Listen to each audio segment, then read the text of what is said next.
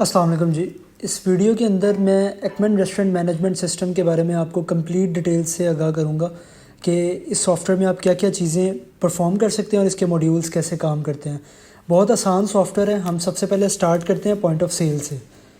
मैं आपको point of cell की स्क्रीन पे लेके जाता हूँ। ये आपका लॉगिन स्क्रीन है। यहाँ पे आप अपना लॉगिन पासवर्ड एंटर करेंगे और वन टाइम से इसके ऊपर आप पिन सेटअप करेंगे जो एक दिन के बाद एक्सपायर हो जाएगा। ये सिर्फ सिक्योरिटी पर्पसेस के लिए हमने रखा है कि अगर आप कभी आईडी पासवर्ड नहीं बताना चाहते किसी को तो आप पिन सेट करके दे देंगे अपने एम्प्लॉयज़ को और वो सारा दिन वो पिन यूज़ करेंगे। आप सबमिट करेंगे। ये आपकी ऑर्डर्स की स्क्रीन आ रही है और यहाँ पे आपको अपने तमाम ऑर्डर्स नज़र आ रहे हैं। आप यहाँ से चेक भी लगा सकते हैं कि इन प्रोसेस देखने हैं, कंप्लीटेड देखने हैं, वॉइडेड ऑर्डर्स देखने हैं। वो कोई भी आप ऑर्डर देखना चाहते हैं तो वो आप यहाँ से देख सकते हैं। अच्छा, अब हम आते हैं सबसे पहले एक ऑर्डर बुक करने की तरफ। मैं एक टेक अवे का ऑर्डर हम प्लेस करते हैं जिसके अंदर मैंने अपने कुछ आइटम सेलेक्ट कर ली और उनकी क्वांटिटीज़ दे दी। ठीक है, उसके बाद मैंने अपने कस्टमर की इन्फॉर्मेशन ले ली। सबसे पहले आप ये चीज़ यहाँ पे देख लें कि आपकी ये तमाम यहाँ पे टाइप्स आ रही हैं। मतलब आपकी जैसे कुकीज़, ब्राउनीज़, आपके रेस्टोरेंट के मुताबिक जो भी चीज़ होगी ये हमारे 2 लेवल तक होती है। आप यहाँ पे वो भी कर सकते हैं कि आपकी डिनर की आइटम्स हैं, ये लंच की हैं, ये ब्रेकफास्ट की हैं। तो ये उस हिसाब से आप अपनी कैटेगरीज़ को भी आगे डिवाइड कर सकते हैं मज़ीद चीज़ों के अंदर। ये लेकिन ज़्यादातर रेस्टोरेंट्स इसको यहीं तक रखते हैं 2 लेवल तक। तो आपकी कैटेगरीज़ आ जाएंगी और ये आपकी आइटम्स आ जाएंगी।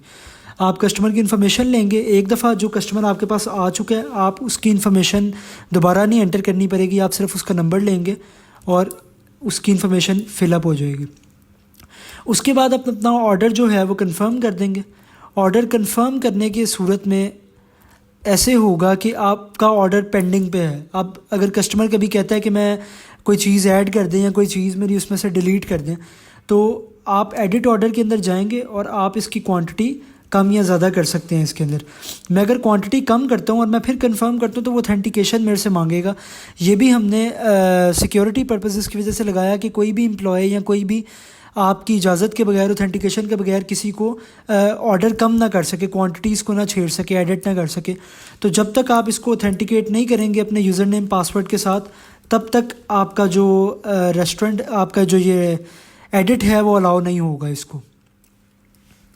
तो मैं अपना यूज़र नेम पासवर्ड इसके अंदर एंटर करूँगा।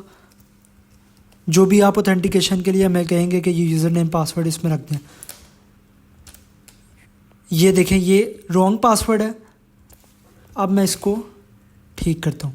ये देखें, ये आपका ऑर्डर प्लेस हो गया और वो लाइन आपकी एडिट हो गई। अब आप ये देखें, ऐसा भी नहीं है कि जो लाइन एडिट हो गई है वो आपको दोबारा नज़र नहीं आएगी। ये लाइन आपको नज़र आ रही है, ये एडिटेड लाइन है। ये आप जब भी इस ऑर्डर को कभी देखेंगे तो आपको एडिटेड लाइंस का पता लगेगा। इसी तरह आप ऑर्डर को सेटल करने की साइड पे जाएंगे। इसका एक डिस्काउंट का भी सिनेरियो होता है। डिस्काउंट का सिनेरियो ये है सर कि आप अपनी एक कैप हमें बता देते हैं कि मैं इतनी कैप जो है अपने एम्प्लॉयज़ को अलाउ करता हूँ कि वो डिस्काउंट दे सकते हैं। मैं 10% तक अलाउ करता हूँ, मैं जहाँ तक भी अलाउ करता हूँ। मैंने इसके अंदर 25 किया, मैं 25 करूँगा तो वो जाने देगा। लेकिन जैसे ही 26 होगा वो मेरे से फिर ऑथेंटिकेशन मांगेगा कि आप इसके ऊपर ऑथेंटिकेट करें। खैर, मैं इसके अंदर 5% डिस्काउंट लगाता हूँ, इसको सबमिट करता हूँ और हम इस ऑर्डर को कंफर्म कर देते हैं। मैं इसको सेटल करने की साइड पे आता हूँ तो वो मेरे से पूछता है कैश की पेमेंट है, क्रेडिट की है। उस हिसाब से आपका सेल्स टैक्स लग रहा होता है। कैश पे 5% और कार्ड पे 5%, कैश पे 16%। वो भी आपके रेस्टोरेंट की पॉलिसी है। अगर आपकी ऑलरेडी प्राइसेस इंक्लूसिव टैक्स हैं तो फिर लोग यहाँ पे टैक्स नहीं चार्ज करते। अब आपको वो ऑर्डर कंप्लीटेड में नज़र आएगा। इसका मैं आपको प्रिंट व्यू भी दिखा देता हूँ। ये इसका प्रिंट व्यू है जिसके अंदर आपको सारी चीज़ें, आपकी डिटेल्स नज़र आ रही हैं उसकी। ठीक है, आपकी कंप्लीट होने पे एक ऑर्डर के आपकी 3 स्लिप्स निकलती हैं। एक आपका सबसे पहले कंफर्म होने पे आपकी किचन की स्लिप निकलती है जो आपके किचन को स्टाफ को जाती है। वो भी अगेन आपकी पॉलिसी पे डिपेंड करता है कि आपके रेस्टोरेंट की क्या पॉलिसी है। आप किचन को स्लिप भेजते हैं कि नहीं भेजते ऑर्डर प्रिपेयर करने की। और बाकी आपका 2 स्लिप्स निकलती हैं, कस्टमर कॉपी और ऑफिस कॉपी। वो भी आप जिस तरह चाहते हैं वो उसी तरह निकलती हैं। तो ये एक पॉइंट ऑफ सेल का है। अगर एक डाइन इन का आपका सिनेरियो भी है तो डाइन इन के अंदर लोग हमें अपना टेबल स्ट्रक्चर बता देते हैं कि हमारा ये टेबल स्ट्रक्चर है। तो जैसे ही आप अपना डिलीवरी ऑर्डर करते हैं तो आपसे वो टेबल स्ट्रक्चर भी इसके बारे में पूछता है कि आप ये बताएं कि आप कौन कौन सा, आप किस टेबल का ऑर्डर लगाना चाह रहे हैं। आप यहाँ पे अपना सारी डिटेल्स फिल करेंगे। उसी तरह आप अपने कस्टमर की सारी जो है डाटा लेंगे और आपका ऑर्डर जो है वो प्रोसेस हो जाएगा। तो ये आपकी डिलीवरी का है। डिलीवरी के अंदर भी ऐसे ही है कि आपकी टेबल्स का पूरा स्ट्रक्चर आ रहा होता है और आपकी बुक और अनबुक टेबल्स भी आपको नज़र आ रही होती हैं कि मेरी फ्री टेबल्स इस टाइम कौन सी हैं। अगर आप किसी बुक टेबल पे क्लिक करेंगे तो आपको वो उस टेबल के ऑर्डर्स के ऊपर ले जाएगा। तो ये एक आपका ऑफलाइन सिस्टम चल रहा होता है पीओएस का, और आप अपना सिंक करते हैं इसके साथ कि मैं अपने लाइव के ऊपर पुश कर देते हैं जो आपका क्लाउड सिस्टम है, जो आपको मैं अब दिखाने जा रहा हूँ। अब हम आ जाते हैं जी क्लाउड सिस्टम के ऊपर। ये आपकी क्लाउड सिस्टम का इंटरफेस है। आप लॉगिन करेंगे, एडमिनिस्ट्रेटर इसके ऊपर रोल्स होते हैं, ठीक है। हाँ, हम इसको डिवाइड कर लेते हैं उसके अंदर कि एक रेस्टोरेंट के लिए सबसे पहले आपको चाहिए जी मेन्यू। मैं आऊँगा यहाँ पे, सिंपल सॉफ्टवेयर है, कोई उसके अंदर मुश्किल चीज़ नहीं है। आपको मेन्यू चाहिए होता है, आप आएंगे जी अपने रेस्टोरेंट मेन्यू के अंदर। ये आपके पास मेन्यू लोड हो गया। आप कोई न्यू मेन्यू आइटम ऐड करना चाहते हैं वो आप यहाँ से करेंगे, ठीक है। आपकी मेन्यू टाइप आ जाएगी, कैटेगरी आ जाएगी कि आप किस कैटेगरी का मेन्यू करना चाह रहे हैं। ये आपकी कैटेगरीज़ आ रही हैं जो आपको पीओएस पे नज़र आ रही थी।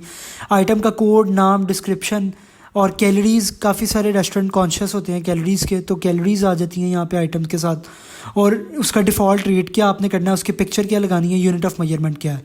तो इस तरह आपका एक मेन्यू जो होता है सिस्टम के अंदर ऐड हो जाता है।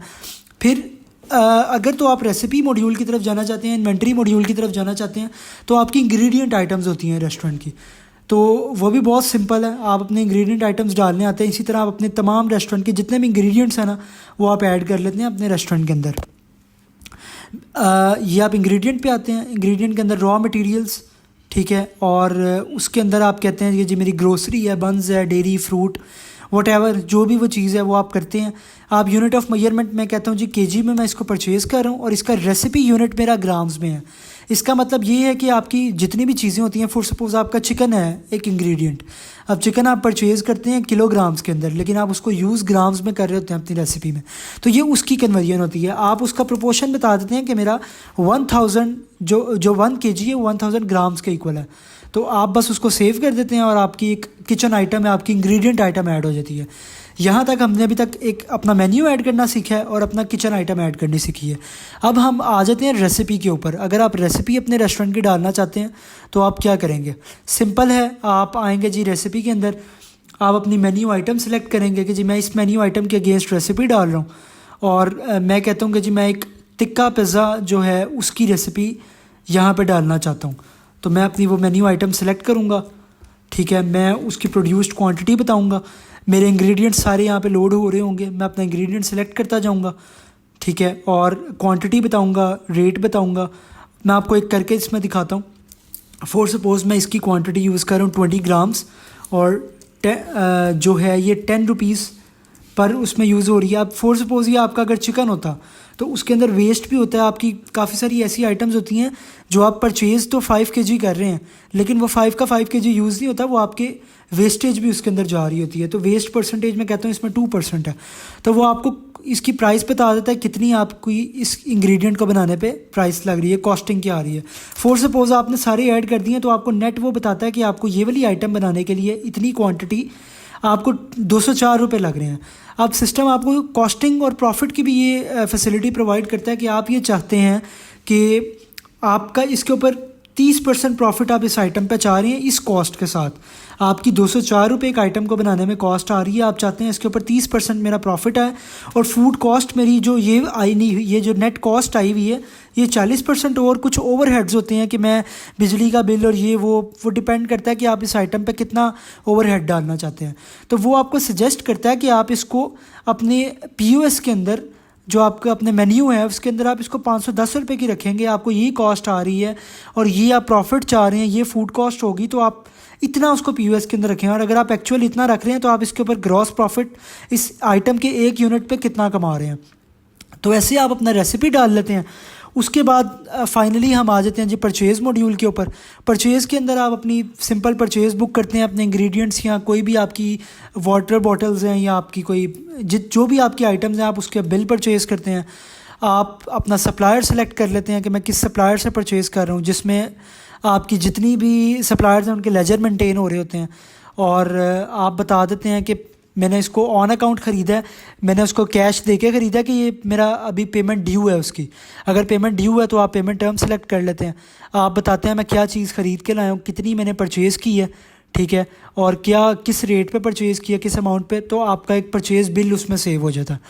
अब होगा क्या कि आपके सप्लायर्स का साथ ही एक लेजर मेंटेन हो रहा होगा कि आपने इस सप्लायर को कितने पैसे देने हैं, कितने ओवर ड्यू हैं, कितने ड्यू हैं, कितने पेड हैं, ये सारी आपको डिटेल्स मिल रही होती हैं। आपके सप्लायर का प्रॉपर लेजर मेंटेन हो रहा होता है, सप्लायर का स्टेटमेंट भी मेंटेन हो रही होती है। तो आपका ये सप्लायर पूरा मॉड्यूल इसमें आ रहा होता है, सप्लायर की पेमेंट्स, आपके रिटर्न कोई आगे करना चाह रहे हैं तो ये सारी चीज़ें उसमें मेंटेन हो रही होती हैं। तो फाइनली हम इसकी रिपोर्ट्स की तरफ चलते हैं। जो इसकी सारी रिपोर्ट्स हैं, परचेज़ के अंदर आपको ये तमाम रिपोर्ट्स मिल रही होंगी परचेज़ के हवाले से। फाइनेंशियल अगर आप लेते हैं सिस्टम का, क्योंकि आपकी हर एंट्री एक सिंगल क्लिक भी फाइनेंशियल पे जाके हिट कर रहा है, तो आपको तमाम profit and loss account summary, general ledger, ageing reports, trial balance, balance sheet, ये तमाम रिपोर्ट्स आपको मिल रही होती हैं। आइटम लेजर से मुराद ये है कि आप एक आइटम का पूरा मूवमेंट चेक कर रहे हैं कि एक आइटम आपने कब कब ख़रीदी, किस किस से ख़रीदी, क्या क्या आपने उस आइटम के साथ किया, तो आप उसका पूरा लेजर आपके पास आ रहा होता है। स्टॉक रिपोर्ट्स आपके पास आ रही होती हैं कि आपने कौन सी आइटम कितनी आपके पास पड़ी हुई है, कितनी क्वांटिटी में पड़ी हुई है, किस रेट की, कितना अमाउंट का आपके पास इस टाइम स्टॉक पड़ा हुआ है, तो ये पूरी आपके पास स्टॉक रिपोर्ट इसकी मिल रही होती है आपको। मैं वापस आता हूँ स्टॉक रिपोर्ट्स पे। तो ये आपको स्टॉक की तमाम रिपोर्ट्स मिल रही होती हैं कि कौन कौन सी आपको आइटम वाइज क्या प्रॉफिट एंड लॉस रिपोर्ट मिल रही है अपनी। फिर मैं पॉइंट ऑफ सेल की रिपोर्ट्स के ऊपर आऊँ तो आपको ये पता लग रहा होता है कि मेरी डेली सेल कितनी है, मुझे क्या रिपोर्ट्स मिल रही हैं अपनी। तो ये आपके पास तमाम आपकी रिपोर्ट आ रही होती है जी, आपकी क्या डेट थी, किस टाइप का ऑर्डर था, डिस्काउंट कितना आपने दिया, टैक्स कितना दिया, सरचार्जेस। डाइन इन के केस में रेस्टोरेंट अपने सरचार्जेस बता देता है, या डिलीवरी के केस में कि मैं इतने एक्स्ट्रा चार्जेस चार्ज करूँगा जो एम्बियंस चार्जेस होते हैं, तो आप ये टोटल बता रहे होते हैं। वो क्राइटेरियाज़ भी हैं, आप स्पेसिफिक डेट का देखना चाहते हैं, आप ऑर्डर टाइप में भी चेक कर सकते हैं। अच्छा मुझे सिर्फ डाइन इन के ऑर्डर्स दिखा दो, या मेरी मल्टीपल ब्रांचेस हैं तो मुझे सिर्फ इस ब्रांच का दिखा दो, या मुझे सिर्फ कैश के ऑर्डर्स दिखा दो, या क्रेडिट के ऑर्डर्स दिखा दो, या कार्ड के ऑर्डर्स दिखा दो। ये सारी चीज़ें आपको इसके अंदर मिल रही होती हैं। फिर आप अपनी रिपोर्ट्स को एक्सेल में एक्सपोर्ट कर सकते हैं, आप उनको प्रिंट कर सकते हैं, ये सारी चीज़ें आपको मिल रही होती हैं। उसके अलावा जी मैं आ जाता हूँ आपकी daily sale order wise report की। आप देखना चाहते हैं मेरी dine in take away delivery के कितने अभी तक ऑर्डर्स आए हैं, उनका क्राइटेरिया आ रहा होता है। वही है कि आप डेट सेलेक्ट कर लेते हैं कि मुझे इस डेट से इस डेट तक के दिखा दो कि मेरे dine in take away delivery के कितने ऑर्डर्स हैं, या मैं यहाँ से भी क्राइटेरिया सेलेक्ट करके अपना रिपोर्ट निकाल सकता हूँ। फिर आपकी एक रिपोर्ट होती है menu item wise sale report. वो आप ये भी देख रहे होते हैं कि मुझे आइटम वाइज मैंने ये आइटम कितनी सेल की। फॉर सपोज बर्गर्स हैं, हनी टोस्ट है, जो भी आपकी चीज़ें हैं वो आपने आइटम वाइज कितनी सेल किया, आपने उस आइटम पे कितना टैक्स दे चुके हैं, तो ये पूरी आपको इसकी भी रिपोर्ट मिल रही होती है। तो ये आपकी एक वास्ट अमाउंट ऑफ रिपोर्ट्स हैं जो आपको इसके अंदर मिल रही होती हैं। टॉप सेलिंग आइटम्स, आपकी टॉप 10 आइटम्स कौन सी हैं, सेल डिटेल रिपोर्ट कि आपकी क्या क्या आइटम कितनी सेल हुई है, ये तमाम आपकी रिपोर्ट्स जो है ना आपको इस सिस्टम के अंदर मिल रही होंगी। और एक मैं आपको ग्राफ्स की भी दिखाना चाहूँगा कि आपको पीओएस के ग्राफ्स कौन से मिल रहे होंगे। ग्राफिकल व्यू आपको प्रॉपर मिल रहा होगा कि मेरी ये देखें डेली आपकी डे वाइज क्या सेल है, मंथ वाइज क्या सेल है, ये आपको मेन्यू कैटेगरी वाइज क्या सेल मिल रही है, आर्ली क्या आपकी सेल है, टॉप सेलिंग आइटम्स आपकी कौन कौन सी हैं, टोटल आपकी नेट सेल्स क्या हैं, मेन्यू कैटेगरी वाइज आपकी, अगर आपका कैटेगरी आपकी डिफरेंस है, जैसे कि यहाँ पे dine in take away delivery है, अब डाइन इन के आपके कितने ऑर्डर्स होते हैं, टेक अवे के कितने हैं, डिलीवरी के कितने हैं, और आपकी कैटेगरी वाइज कितनी रिपोर्ट्स हैं, मतलब कि आपने सैंडविचेस कितने सेल किए, कॉफ़ीज़ कितनी की, तो ये आपको तमाम रिपोर्ट्स मिल रही होती हैं इसके अंदर जो ग्राफ की सूरत में भी। तो ये एक सिस्टम का हमारे ओवरव्यू है जिसके अंदर आपको तमाम सिस्टम बहुत आसान है। हमने इसको पॉइंट ऑफ सेल से स्टार्ट की है, आपको मैंने मेन्यू बनाना सिखाया है, इंग्रेडिएंट बताया है, रेसिपीज़ बताई हैं, परचेज़ का दिखा दी है, फाइनेंशियल्स का मैंने आपको दिखा दिया, फाइनेंशियल्स का आप चार्ट ऑफ अकाउंट प्रॉपर अपना बना रहे होते हैं इसके अंदर। तो ये एक बहुत एक्सटेंडेड चार्ट ऑफ अकाउंट है, वो आप अपने हिसाब से सेट कर रहे होते हैं। अगर आप एक बड़े रेस्टोरेंट हैं, एक चेन ऑफ रेस्टोरेंट है, तो ये एक फुल आपका सॉफ्टवेयर है जो आपकी आइटम की परचेजिंग से लेके उसको सेल करने तक जितना भी उसका लाइफ साइकिल है वो आपको बता रहा होता है। सिंपल सॉफ्टवेयर है और एक कॉम्प्रिहेंसिव सॉफ्टवेयर है, एक छोटे रेस्टोरेंट से लेके एक बड़े रेस्टोरेंट तक। तो ये आपका एक मैंने इसका भी ओवरव्यू आपको दिखा दी है कि आपको अपने ऑर्डर्स किस तरीके से नज़र आ रहे होंगे, आपको प्रिंट किस तरह नज़र आ रहा होगा। तो ये सर इसका एक कंप्लीट ओवरव्यू है। मैं उम्मीद करता हूँ इसमें आपको सारी चीज़ें क्लियर हो गई होंगी। अगर आपकी कोई मज़ीद क्यूरीज़ हैं तो आप हमें रब्ता कर सकते हैं। जज़ाकल्लाह।